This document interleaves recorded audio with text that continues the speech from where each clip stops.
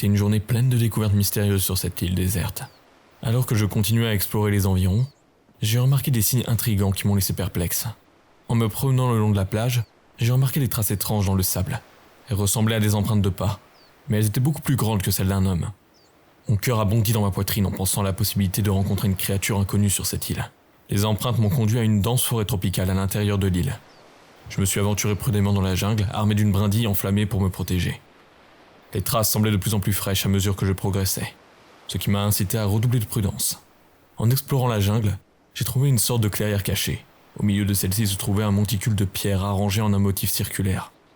C'était un peu comme un hôtel primitif. À côté de cet hôtel, il y avait un objet en métal que je n'avais jamais vu auparavant. Il ressemblait à un étrange dispositif mécanique, couvert de symboles et de boutons. Je me suis demandé si je n'étais pas sur le territoire de quelqu'un d'autre, peut-être même d'autochtones ou de personnes perdues comme moi. Cela a suscité à la fois de la curiosité et de l'inquiétude en moi.